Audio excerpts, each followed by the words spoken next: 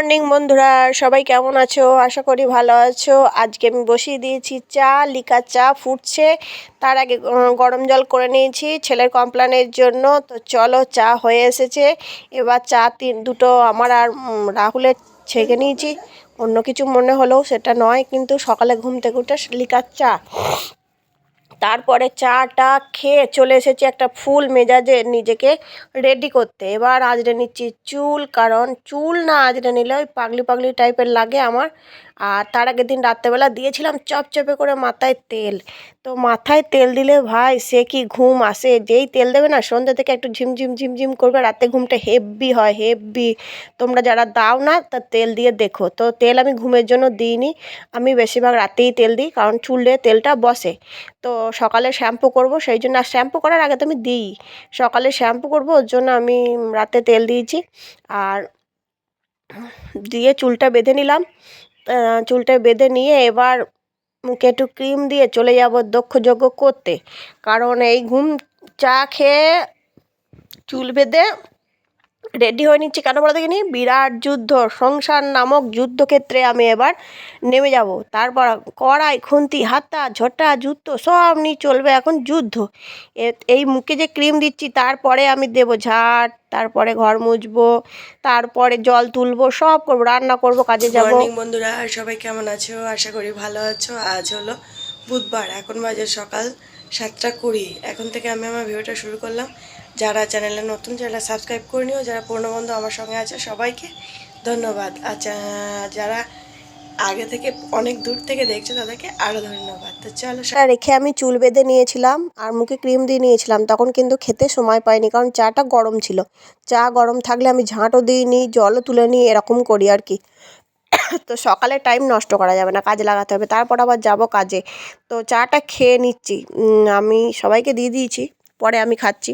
চাটা খেয়ে নিয়ে একটা সুন্দর মনে মনে ছক কষে নিচ্ছি, কী কী করব, কারপর কী হবে।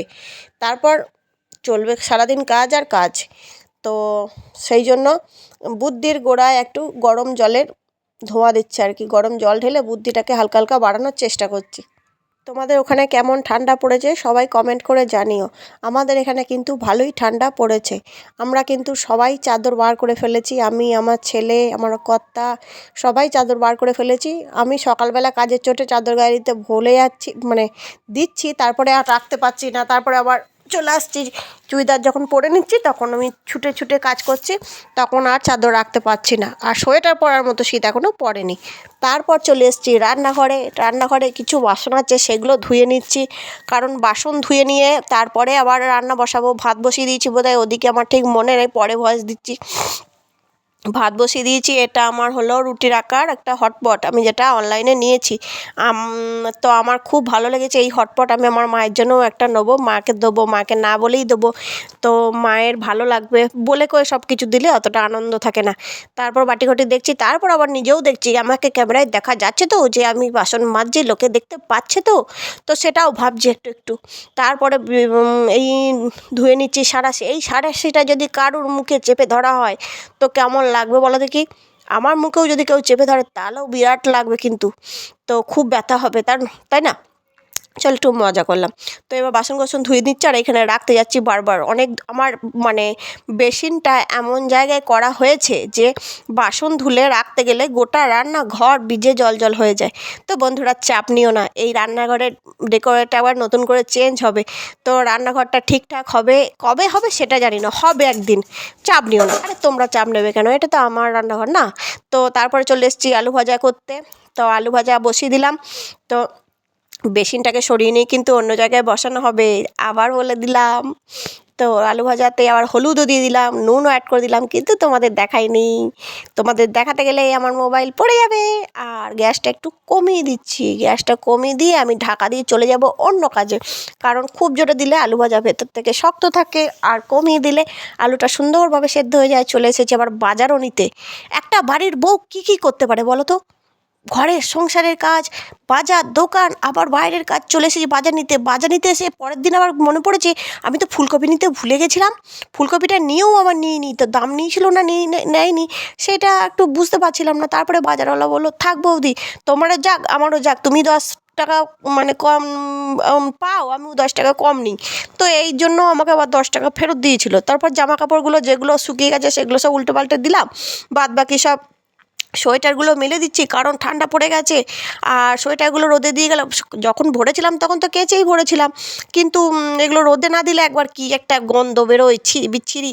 তো সেই জন্য রোদ দিয়ে রেখে দিলাম, কিন্তু এখনও গায়ে দিইনি। কোন দিন কে চাইবে কোনো ঠিক নাই, তাই আমি সব রেডি করে রেখে দিচ্ছি ফাস্ট ফাস্ট ফাস্ট।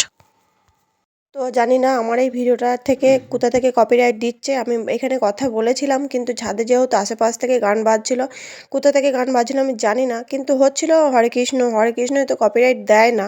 কিন্তু আরও কোনো জায়গায় গান বাজছিল কিনা আমি ঠিক জানি না, কিন্তু ইউটিউব এত ক্যাচ করে।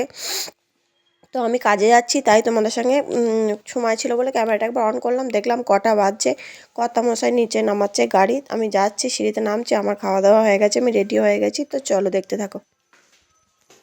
তো কর্তামশাই কিনে এনেছিল বাড়িতে লেবু, কিন্তু যেহেতু বাইরে কাজে যাচ্ছি, বাড়িতে থাকছি কম, সেহেতু লেবু খাওয়ার সময় হবে না বন্ধুরা, সেই জন্য লেবু একটা ব্যাগে করে নিয়ে গেছিলাম।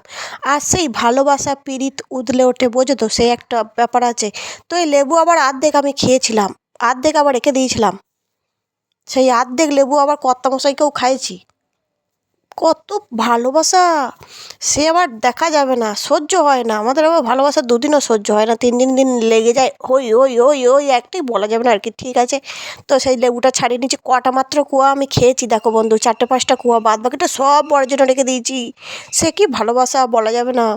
তারপর লেবুটা খেয়ে নিচ্ছি, দেখছি কে কী করছে, সিআইডি তদন্ত।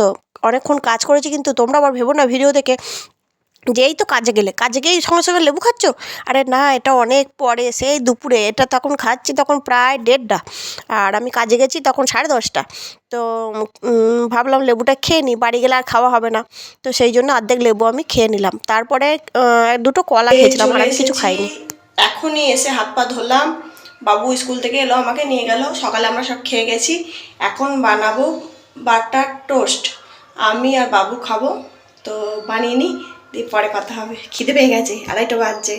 আরে আমি তো ভুলেই গেছি, আমরা বাঙালি চাকু দিয়ে গেছি কাটতে, সে তো আর হয় না। আমার চাকু সেই মানে খুব ধার আছে তা নয়, সে ধূর তেরিকা রেখে দিয়ে পাশে হাতে করেই কেটে নিলাম।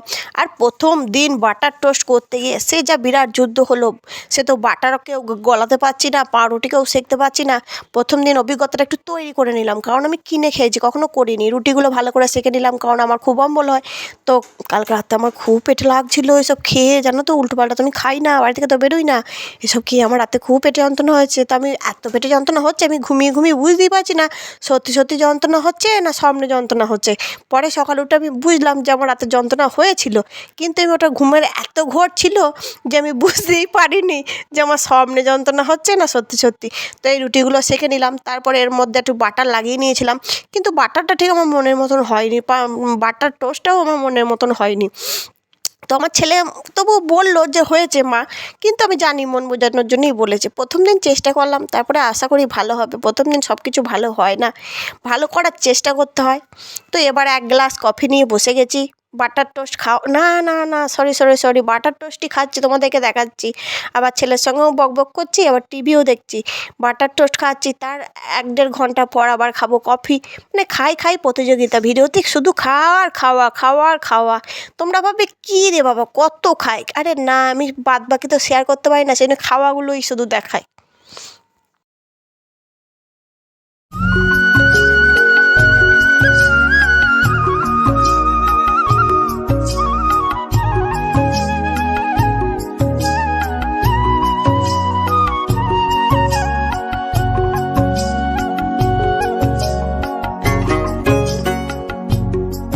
তো আমি একটা জিনিস চুরি করেছি, কাউকে না বলে নেওয়া মানেই চুরি করা। তো আমি যখন বরের কাজের জায়গা থেকে আসছিলাম, তখন দেখলাম অনেক কদিন ধরেই আমি তাক করে রেখেছি, কর্তামশাইকে বলেছিলাম আনেনি, এই গাছের ডালটা না ভেঙে নিয়ে চলে এসেছে। ওই আমার যেমন হলুদ ফুল হয় না, হলুদ ফুলটাই বেগুনি কালারের হয়, দেখতে ভালো লাগছিল। তো ওটা একটা সরকারি জায়গা, কাকে আর বলতে যাবো, বলতে গেলে নানান ফিরিস্তি ভেঙে নিয়ে চলে এসেছি, ধূর তেরিকার দরকার নেই। তো ছাদ বাগানে গুঁজে দিলাম, যদি ভালো ভালো লাগে, নতুন ফুল দেয় তো পরের বর্ষায় হবে। আর তারপরে বিকেলের কাজ, জল দেওয়া গাছে, তো সেই জল দিয়ে দিচ্ছি। জল বিকালে আমার প্রচুর কাজ থাকে, প্রচুর, এগুলো নিজে নিজে কাজ বাড়িয়েছি আর কি। তো এখন মনে হয় যে আর গাছ করব না, মানে সব কিছু চাপ পড়ে যাচ্ছে আমার ওপর। তারপর আবার দেখাচ্ছি, দেখো বিকালের প্রকৃতিটা কেমন লাগছে, সুন্দর না? আমার তো ভালো লাগছে, তোমাদের কেমন লাগছে আমি ঠিক জানি না। তো তোমাদের দেখো এখানে উচ্ছে গাছটা এত ঝাঁকামুকু হয়েছে যে উচ্ছে থাকলেও বোঝা যাচ্ছে না, দেখো। আর আমি হঠাৎ বসে দেখছি, ও মা, এ তো লুকিয়ে বসে আছে। এই আর একটা ছোট্ট মতন অনেক কটাই হয়েছে এখানে, দেখো। আর অ্যালোভেরা গাছটা দেখো কত হয়েছে, ভর্তি হয়ে গেছে। আর উচ্ছে সিম আর মনে হয় হবে না, কিন্তু উচ্ছে অনেকগুলো এসেছে, এই দেখো।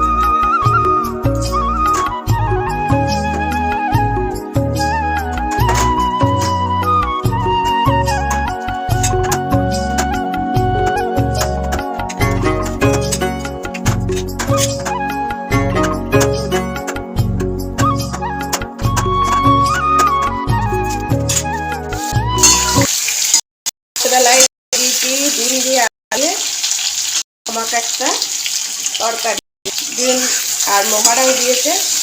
ওর পরীক্ষা শেষ বলে বিরিয়ানি অর্ডার দিয়েছে, বিরিয়ানি আসছে, ও খাবে। আর আমরা রুটি আর ডিমের ঝোল।